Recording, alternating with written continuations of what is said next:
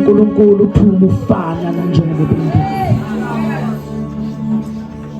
I don't know ukuthi yini mhlambe oyishiye ekhaya obubhekene nayo noma obhekene nayo noma usazoyifica, but do not allow that to hinder you ukuthi uyizwele ubumnandi bokuba sebukhoneni bukaNkulunkulu. Hallelujah. Abanye bethu fanele ngabe kukhulunywa okunye namhlanje, kumele ngabe mhlamba abanye basesibhedlela, mhlamba abanye fanele ngabe basemathuneni o basemakhazeni, but we are alive.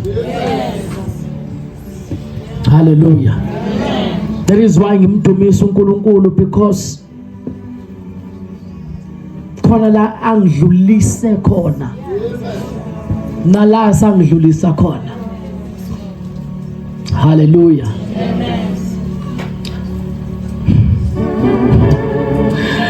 Oh, glory to Jesus. Hallelujah. Ekseni about 3:10, 3:15 ekseni imoto yami bayishaya nge-steam. Bafana bamakhalade eNadale bafuna ukungibamba or whatever the case may be. They aimed for the window. By the grace of God, I figure on the window. I don't know if they were successful ukuthi ngabe kwenzakaleni. Ampensela uNkulunkulu ngesikhathi sokumdumisa. Every opportunity oyitholayo to worship God, worship him like it's your first and your last time. Zolo bekumnandi sikhonza uNkulunkulu, namhlanje ngabe kukhulunywa kunye.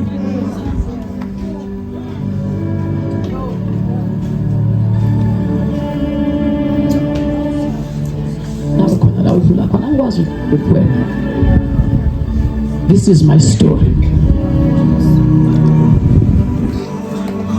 Ngaba ngabe yini ngabe mhlambe ngiziqhenya ngayo, ngizigqaja ngayo. That is why nguhlabelela lo mhlabeleli. We lay our crowns. I lay my crown. Whatever ngabe yini mhlambe engabe inginikeza igamanyana engabe nginalo nanoma yini engabe ngithi nginayo. When it comes to worship uNkulunkulu, konke kuyizeleze.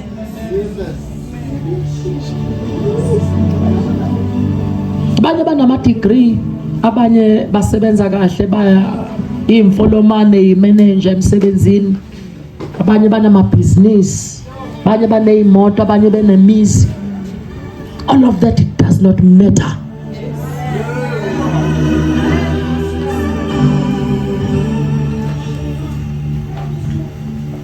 Because within a split of a second, all of that uzokushiya, ufe ukushiye. Ozobashiyela khona noma ozobashiya ngemumva basale bekuhlaphaza engazi ukuthi akaze kwaba khona.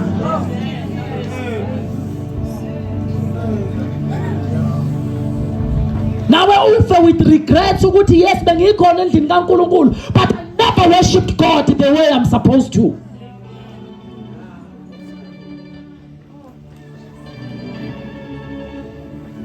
Hallelujah. Let me take the opportunity, bazalwane, to honor the servants of God. Phakathi kwethu egameni lika Jesu. Hallelujah. Praise the Lord. Hallelujah. Siyabingelela i-fivefold yonke bazalwane, umpostoli siyambingelela, usisi wami egameni lika Jesu. Hallelujah. Siyabingelela kubabu Otwangi, siyabingelela kumfundisi uSangweni, umfundisi uFumbeza, siyabingelela umfundisi uFutshane, siyabingelela kumfundisi uMthimkhulu, umfundisi uSindi, umfundisi uNhlanzi, siyabingelela Minister Nkomo, siyabingelela umvangeli uMamsomi, siyabingelela egameni lika Jesu. Hallelujah. Singabashayela izandla bazalwane.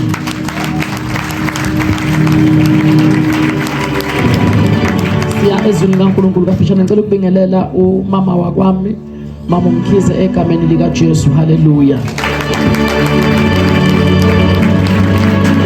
Sibingelele obaba bonke abakhona egameni lika Jesu, omama, insizwa, intombi, abantwana egameni lika Jesu. Sisishayele izandla. sonke ukuthi sikhona. Hallelujah.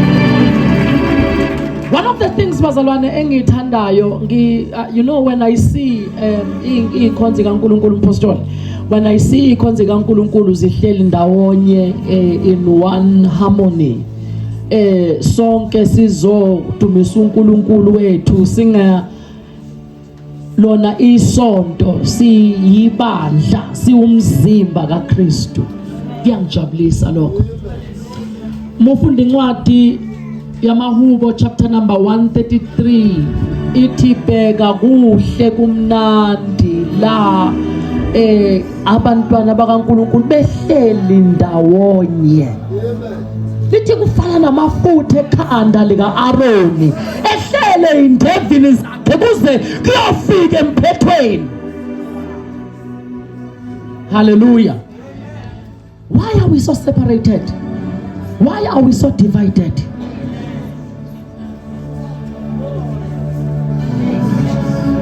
Yini lokho abanguthi ngcono ngayo? Noma isonto lakho lelingcono ngayo. Hallelujah. Amen. At the end of the day, we are all the body of Christ. Hallelujah. I wish ngathi singama ngeenyawo ke sishayela umoya engcwele izandla kakhulu for this unity that we are seeing egameni likaJesu. Hallelujah. Hallelujah. Praise the Lord. Hallelujah.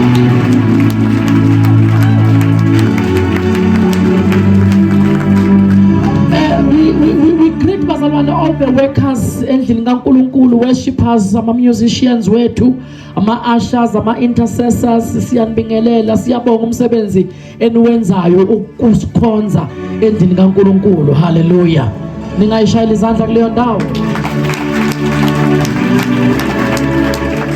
Asiyenike masinyane ezwini likaNkulunkulu bazalwane. I'm not going to take isikhathi eside kakhulu. Ngizothi nje isikhathi eside sona kancane.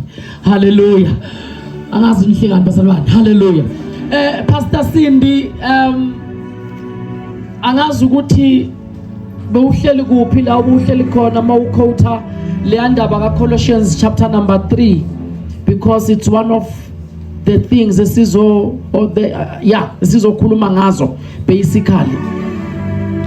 Ngicela ukusho ukuthi impostoli ngithe ungijayivisa nje kancane indaba yanamhlanje, because I had a different message ebengithi ngizokhuluma ngayo. Ayishintsha yonke lento uNkulunkulu ekseni, ayishintsha nje yonke lento. Asiqale la bazalwane. Ngicela ungivulele Ecclesiastes chapter number 9, so funda verse number 10. Omunye mhlambe ngangivulela wona uColossians chapter number 3 verse number 23.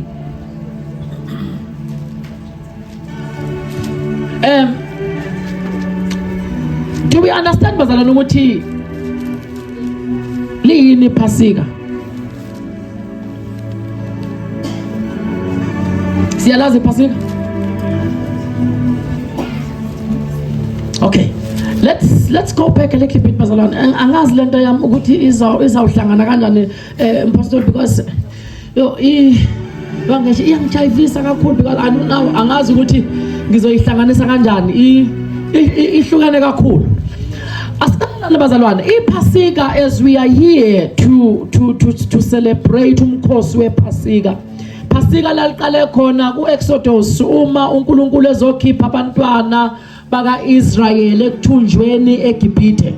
Angithi siyakhumbula bazalwane, the plagues wonke abenziwa ebenzeka kufika amaxoxo, kufika isikhonyane until kuze kufe amazibulo ayo yonke into yaseGibhithe. Hallelujah.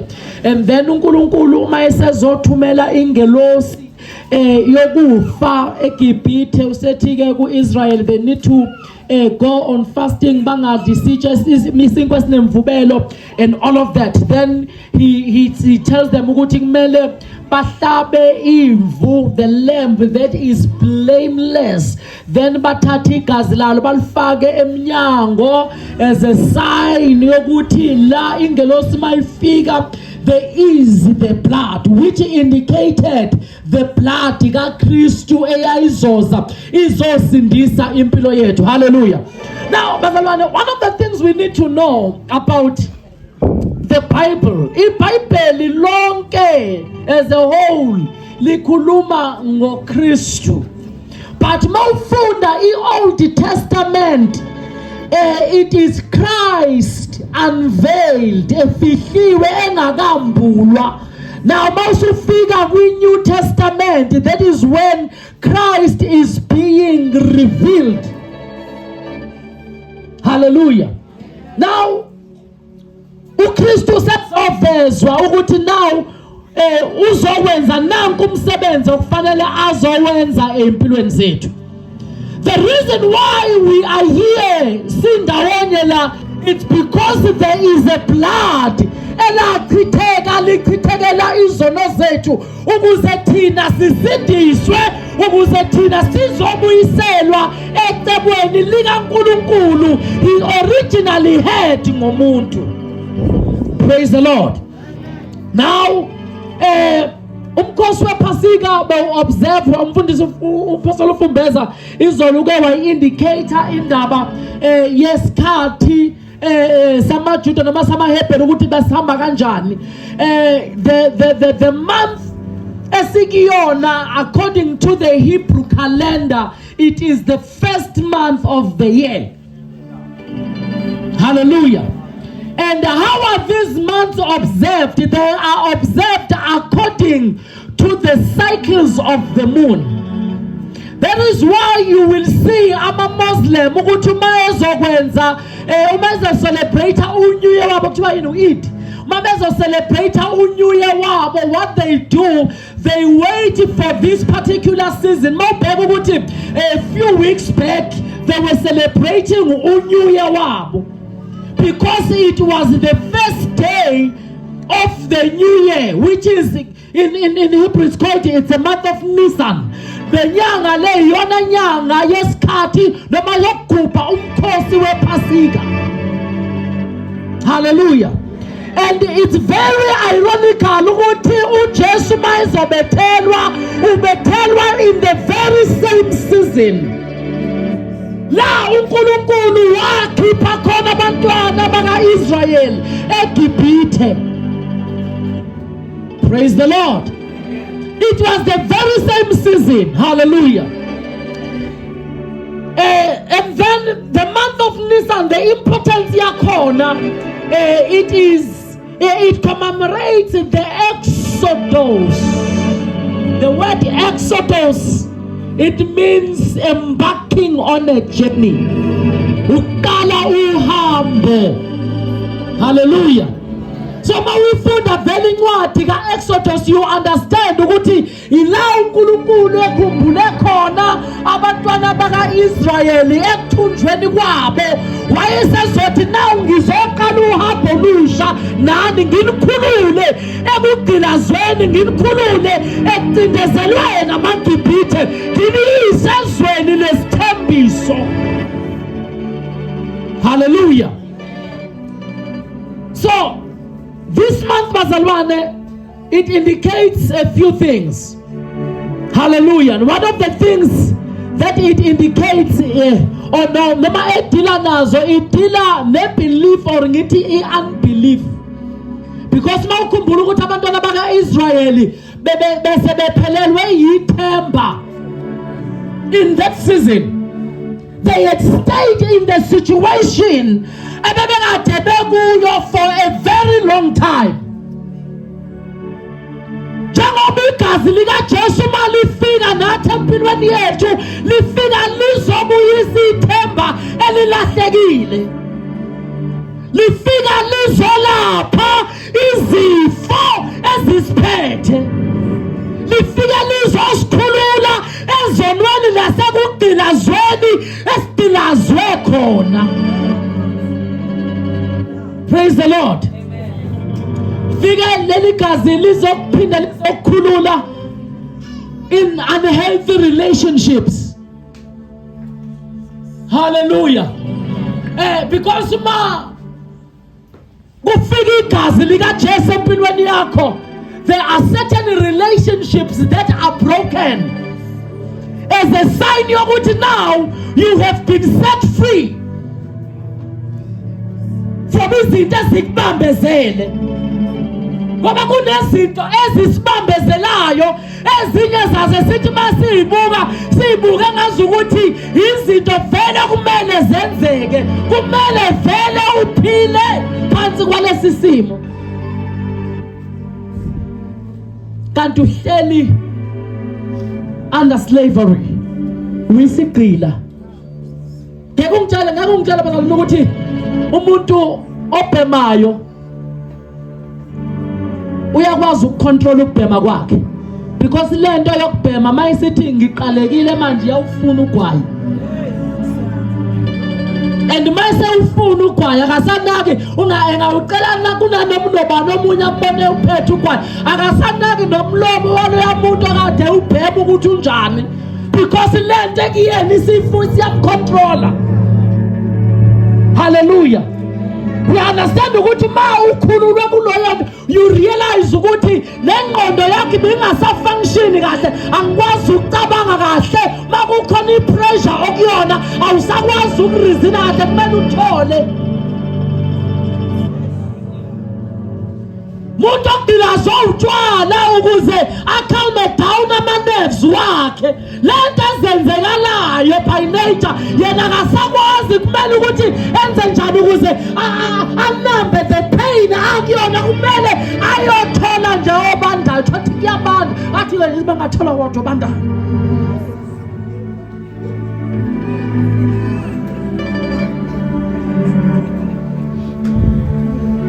Ungavumi nokugqilazwa nayo itiye.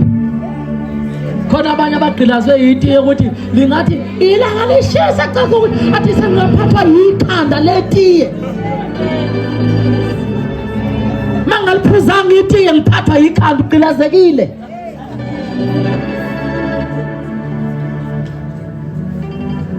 We have been set free. Hallelujah. Amen. Number 3. How does it help? It helps in terms of the misplaced sense of mind or of thinking. Hallelujah. What do I mean? Uyabona kunabantu aba othuma elibheka yena angayiboni kunento esile angayenza. Mina ngobani? Because lo muntu, the sense of mind is dead. It's misplaced. Being made in the image and the likeness of God, you do not believe there is something that you can do. Mina ekhaya ngibuye emndenini onje. Let me give you an example. Lithi iBhayibheli mafunda incwadi yama-Judges, mafika ingelosi ifika kuGideon, imfica ebhulukolweni, bathunjiwe, uqashile ubhulukolweni, ithi ingelosi eqhaweni namandla, uyaqala yena ungabaza lento ekhulunywa kuye, because uma eyibuka yena akayibone efanelwe yilento abizwa ngayo. Mina emzini umuzi kababa mncanyana nakhona emzini kababa mina ngingomncinya, uyabona ukuthi i-mentality yakhe was dead. Mayisabuza ukuthi how am I going to do this? Kuthiwa hamba ngalamandla nawo, akushiwo ukuthi kunamandla amasha azonikwa wona, kuthiwa hamba ngalawo nawo. So do you understand ukuthi there is so much power that is within you? It's stored inside you. But because the sense of mind is misplaced. Can I tell you something? Mfundisi Sangweni, mina nginamahloni. Namahloni.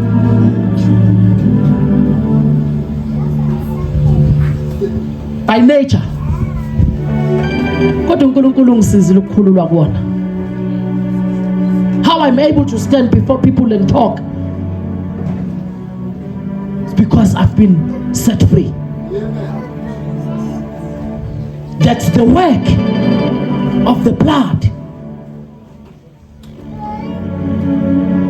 Hallelujah.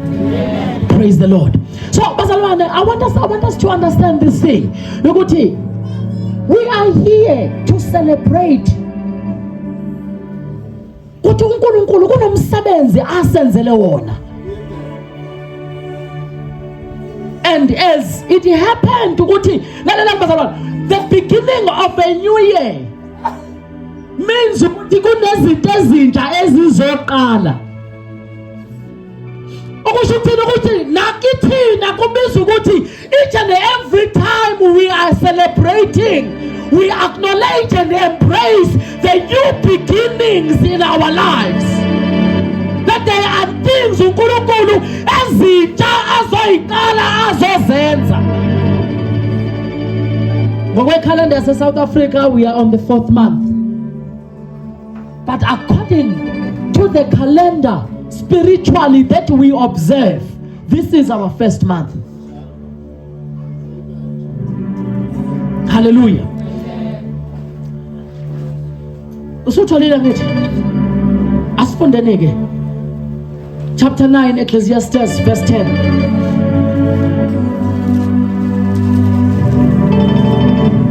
Ngifuna bazalwane ukuthi sihambe sikhululekile engqondweni,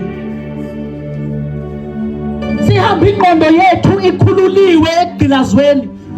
Kungathi noma sesikholwa sesindisiwe, but kucaca ukuthi our minds are still arrested.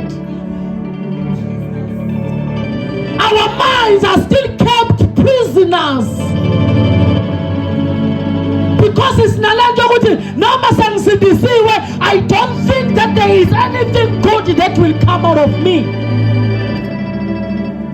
Bantu bazothini? Syndrome.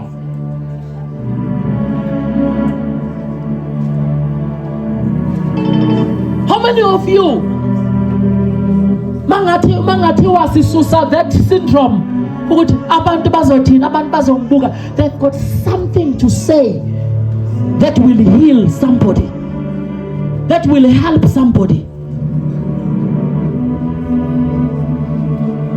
When God made you, created you, He did not create you empty.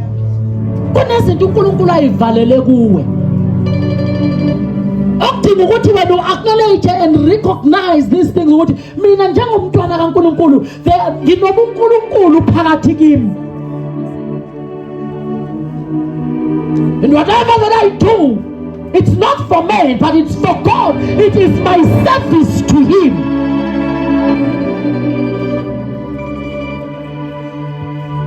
Hallelujah.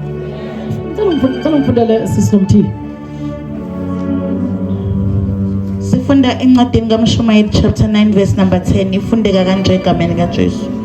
Konke isandla sakho esikufumanayo ukukwenza, kwenze ngamandla akho, ngokuba akukho umsebenzi namcabango nakwazi nakuhlakanipha endaweni yabafileyo lapho uyakhona.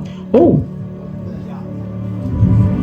Literally, whatsoever thy hand findeth to do, do it with might, or with thy might. For there is no work, nor device, nor knowledge, nor wisdom in the grave whither thou goest.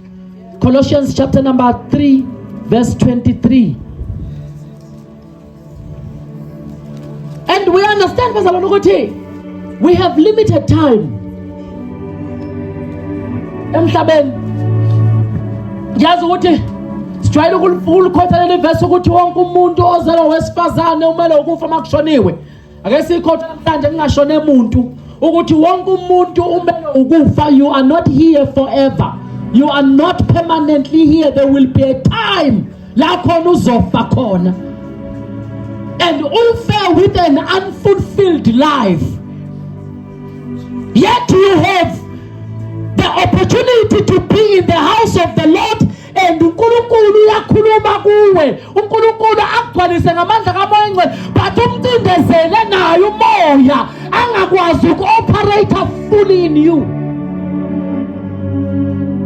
Zono fundisa uthobeka uma ezoshera ngaleli izwi lesikhombisa ukuthi umoya wami ngiyawunikela kuwe, ukuthi umoya wami ngiyawunikela kuwe. ukuthi have you fully surrendered yourself to God? If you have, you allow God to work in you and to work with you. Because you have fully surrendered. Why keeping quiet? Why not doing? Yet the blood likaJesu luwenzile umsebenzi. Kwesinye isikhathi ke kube sengazi ukuthi uNkulunkulu ukhona izinto angazenzi kanti thina silimit ukusebenza kwakhe.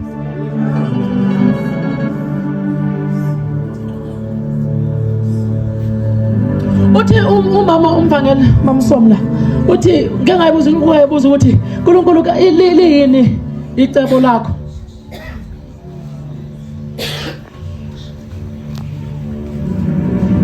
Oh uyaphila ngiphilela ukudla. Phila ukuvuka ekseni ulinde ilanga lokufa oma ulishonile ilanga Nkosi ngiyabonga lishonile, but there is no purpose. But the blood iwenzile umsebenzi. God is beginning something new, but you are not opening up yourself to it for God to begin to work. Funda sesinomthi Kolose chapter 3 verse number 23. Konke enikwenzayo kwenzeni ngenhliziyo kungathi kwenzelwa inkosi cha abantu. Niyazwa nibazalwane? Lithena kumshumayeli whatsoever your hands finds to do it with your might diligently. The other version is do it diligently.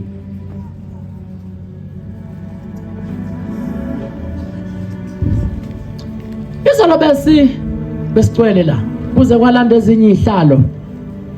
Today there are people who are not here. They attended to their things.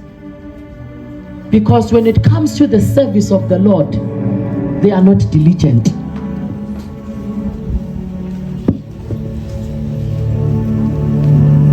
Hallelujah. Khona kuma worshipers ocula mhla ethanda yena ukuthi acule, but we worship. Menga feel like yena ngacula fika late. But let us do it with your might.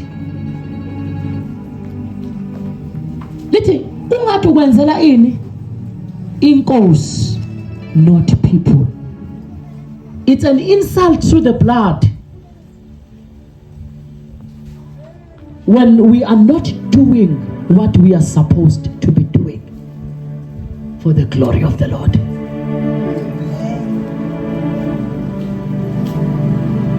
Uyashanela makuwena ufika ushanele la ukuthi kube clean. Diligently wenzela inkosi not man. Praise the Lord. Nikhona bazalwane. As we are now embarking on a journey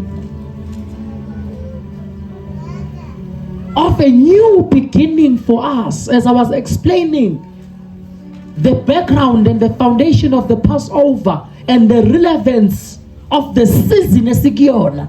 Life is seasonal, angithi? Life is seasonal. Njengamanje sikwi autumn. Very soon we are entering into winter. After winter it's spring. Those are the seasons of life,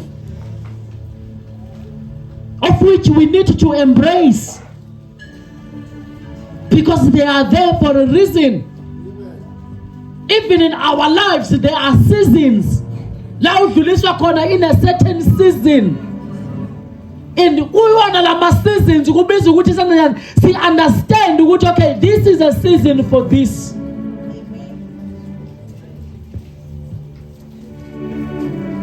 Hallelujah. So in our Christian life, bazalwane, with Christianity, this is our season whereby we need to embrace ukuthi we are now in a new beginning with God. So izinto ezintsha, because this is the first month according into the spiritual world.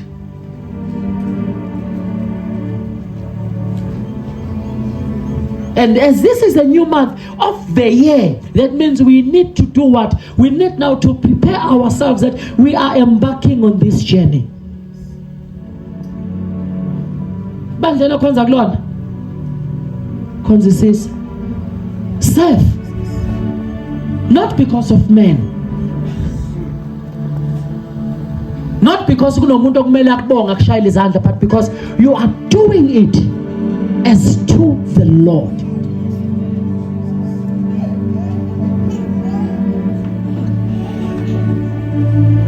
Hallelujah. Ngabe ngithi mawuphuza phuzisisa. Why are you robbing yourself?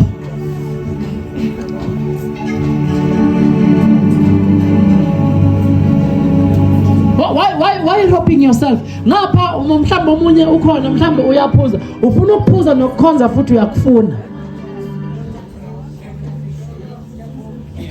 Akukho la wena o-excela khona. Ufuna ukwenza konke.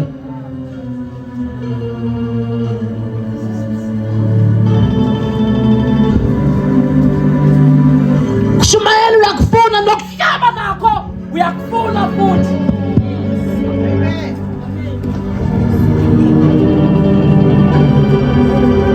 Zonke indaba zabantu zaziwa wena.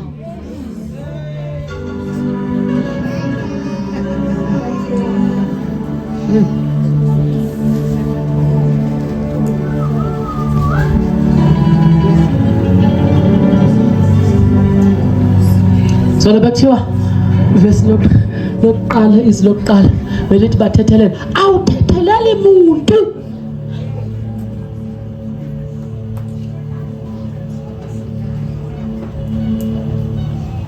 Baningi abazonda. Igazi likaJesu kanti bekwelana. Uyini umsebenzi walo mawukuthi wena akwazi ukuthethelela.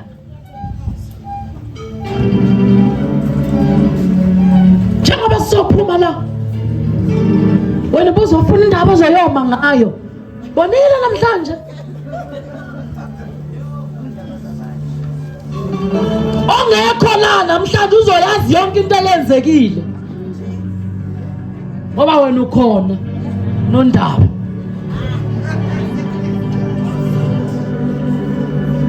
Unama journalist. Asesontweni.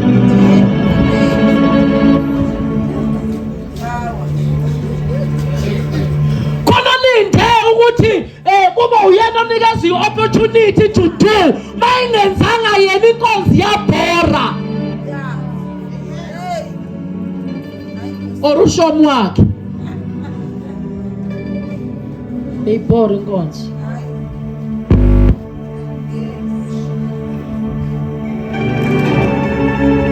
Aniyazi lento enkhuluma ngayo? Hayi nina nisephasikeni ngempela, you are beginning new things ngoba you are confessing the truth. Uthi niyayazi. Athi uNkulunkulu angaqala izinto ezintsha empilweni yethu. Old habits. Akasishiye eGibhithe ekugqilazekeni. All these habits ebesihamba nawo. Sihambe sishunyayezwa but asiwalahla ama-habit. We want to participate enkonzweni nawo ama-habit.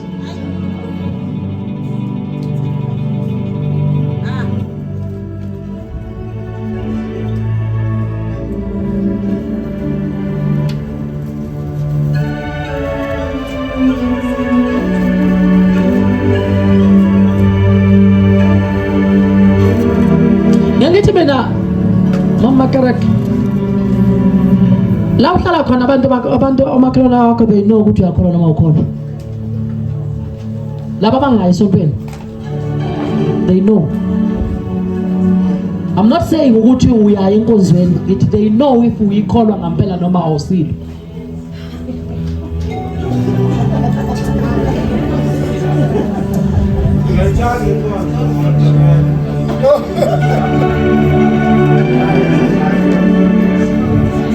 Boza kuJesu. Jesu uzokusiza. The only solution I can give you uJesu, which when you give your life to him, uyena uzokwazi ukukusiza.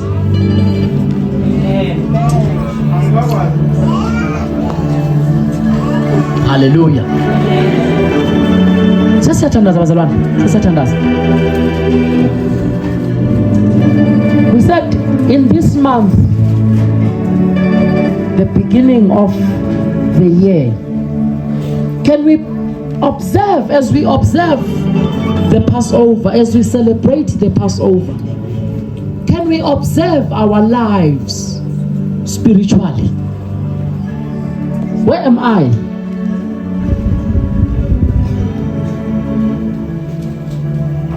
Where am I? Am I in the journey of beginning new things?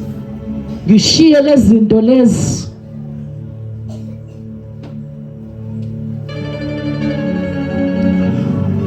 Colossians chapter number 3, no, Ephesians chapter number 6, I think verse 7. Verse 7, uthi serve diligently. Usho njalo nayo. Uthi serve diligently as to the Lord, not as to men.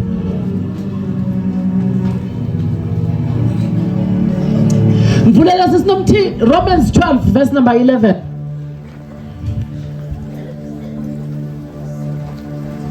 Ngiyayithanda ke le ngesizulu, ngithanda kahle ngesizulu. Romans 12 verse number 11.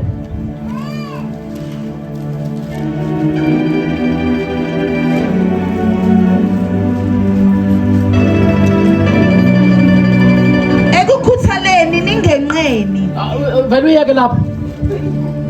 Ebukhuthaleni, yasizwa these two words, they are in contrary with each other.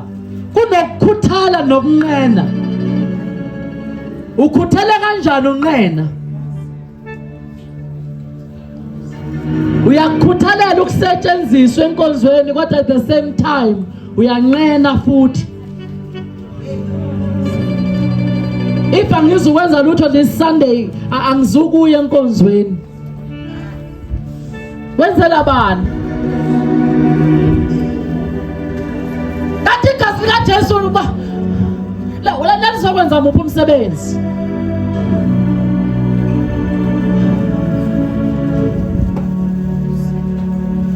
Ukhonza ngawakha ama conditions. Mhla uthanda wena. Mhla ungathandi futhi. Akunomuntu futhi onokukutshela. Wena futhi right ngoba mawutshelwa uyaduba esontweni uhamba.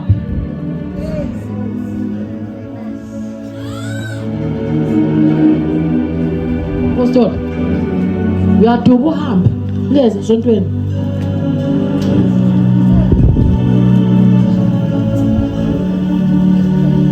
Abanye benu abazalana, they cannot be corrected. Ngeke uzutshela ukuthi wrong. Who are you to tell me I'm wrong?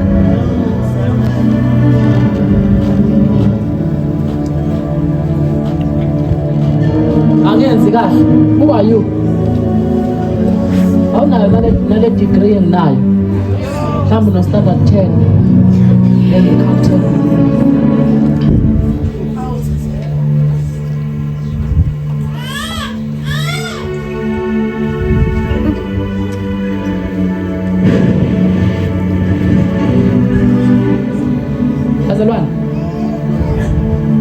Igazi likaJesu lalizosinikeza a new beginnings.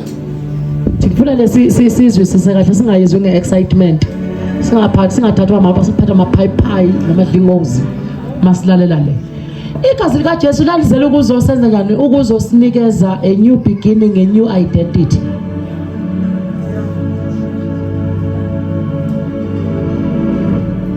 For abantwana baka-Israyeli ukuthi bengafi kanye namaGibhithe kwabiza ukuthi kube khona igazi lewundlu elichithekayo. Nathi ukuthi singafani nabezwe nabasezweni, kunegazi lachithekela thina ukuze thina sizoba separated from the rest.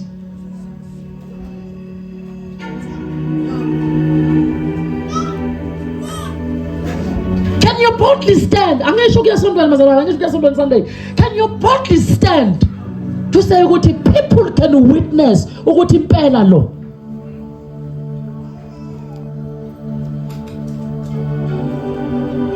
uJesu mayizokhashelwa lithi iBhayibheli uPetru wahambela kude, kodwa abambona bathi loyo ubenaye, wathi noma ephika kwacaca ukuthi kunobuJesu obusulele kuye.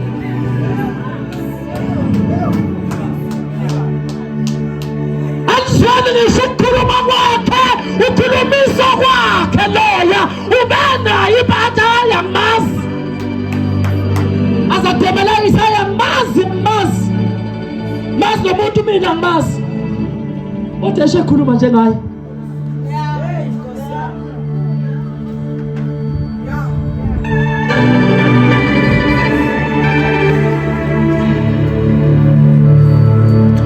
uNkulunkulu akasize. Asimeni ngenyawo sithandaza. Asimeni ngenyawo. Bese sizovala nje amehlo kancane.